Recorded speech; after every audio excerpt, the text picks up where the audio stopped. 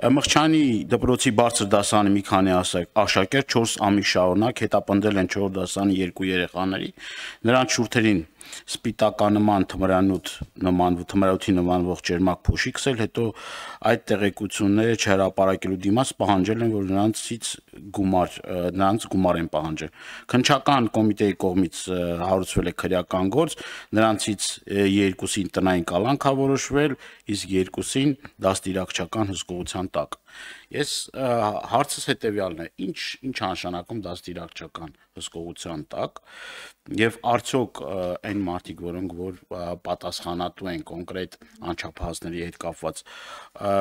այդ մարդիկ կրել են պատասխանատվություն, որով փաստացի ամիսներ շարունակ դպրոցում դեպք է տեղի ունեցել եւ հանցավոր անգործություն է դրսեւորել։ Այս մի հարց, երկրորդ հարցս վերաբերելի է ուրեմն փրկարար ծառայությանը։ Վերջին ժամանակահատվածում Բարձրաստիճան պաշտոնյաները, երբ որ այցելում են մարզեր, հատկապես Նիկոլ Փաշինյանի մարզային այցելությունների ժամանակ, ամբողջ փրկարար ծառայությունը ուրեմն ստիպում են փրկարար ծառայության ամբողջ կազմին գան եւ ճանապարհի եզրին դիմավորել։ Արդյոք օրենքի նման պահանջ կա, որ փրկարար ծառայության աշխատողները պետք է ճանապարհին գան եւ ժամերով կանգնեն, որ այդ շարժությունը անցնի, իրենք էլ ողջ ունեն։ Եվ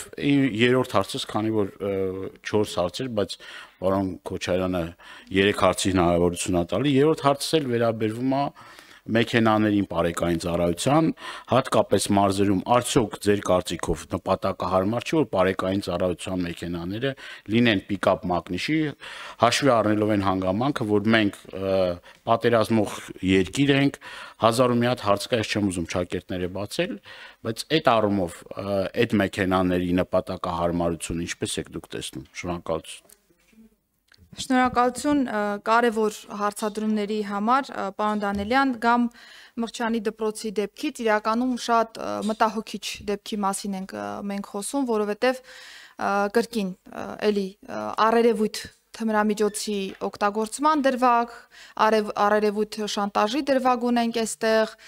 եւ նաեւ ունենք խնդիրներ դեպքի չբարձրաձայնման մասով եւ դեպքի հետ կապված մենք ունեցել ենք օպերատիվ տվյալների նաեւ իրացում, որի արդյունքում ըստ էության կարողացել ենք դեպքի շատ մանրամասներ պարզել եւ հետագայում արդեն փոխանցել քննչական կոմիտե եւ քննչական կոմիտեն վարույթի նախաձեռնման պայմաններում կարողացել է արդեն process-ը ճիշտ տրամաբանությամբ առաջ տանել։ Վստահ դեռ դետալները ճշգրտման ենթակա կլինեն, որտեղ իմ վերջին տվյալներով դեռ սպիտականնման փոշու մասով փորձագիտական եզրակացությունը չէր փոխանցվել քննչական կոմիտե, միգուցե արդեն պատրաստ է եւ փոխանցված, գործընկերներն ավելի ճիշտ կասեն, բայց այդուհանդերձ երևույթն ինքնին դատապարտելի է, որովհետեւ բարձր դասարանցիների կողմից ավելի ցածր դասարանցիների նկատմամբ նմանատիպ վարքագիծ եւ առհասարակ նմանատիպ վերաբերմունքը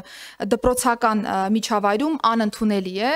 Ասեմ, որ իմ տեղեկություններով նաեւ դպրոցի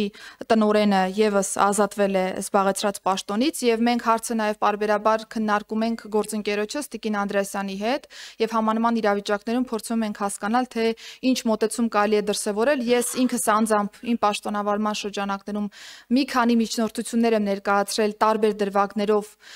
դպրոցի ղեկավար անձնակազմի մասով, չնշելով որևէ դպրոցի տվյալ, ինձ համար կարեւոր է, որ այն իրավիճակները, որոնք որ դպրոցում տեղի են ունենում, դրանք պիտի ճիշտ կոմունիկացնեն իրավապահ համակարգին։ Դա որևէ ձևով չի հեղինակազրկում որևէ դպրոցի, հակառակը դա հօգուտ է process-ին եւ նրանք նպաստում են, որ դպրոցահասակ երեխաները ճիշտ միջավայրում կարողանան կրթություն ստանալ։ Մի քանի միջնորդություն կա, ընդ որում ես տեղյակ եմ, որ նաեւ մի քանի ազատումներ եւս այս առումով ունենք։ Հետեւողականորեն գործընկերոջս հետ շարունակելու ենք այս ուղղությամբ աշխատանքը, որպեսզի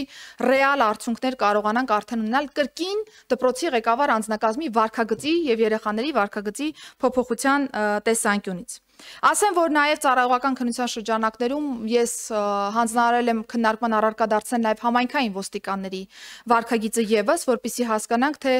նմանատիպ ժամանակահատվածի շրջանակներում կարող էին արդյոք լինել ազդակներ, որոնք որ համայնքային ոստիկանը կարող էր նախապես տեղյակ լինել եւ ընդհանցքավորել այդ դրվագները, որպեսզի չհասցնեինք այս փուլին։ Ծառայողական քննության շրջանակներում այս հարցի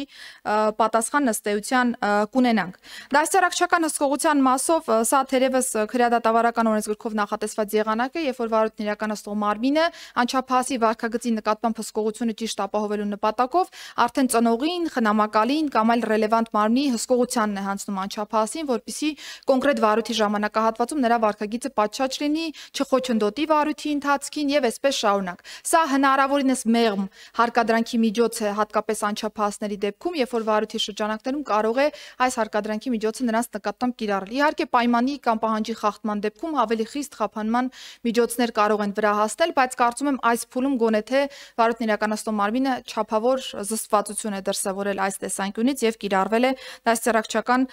հսկողությունը որպես հարկադրանքի միջոց։ Ճանապարհներին կանգնելու մասով ես ասեմ, որ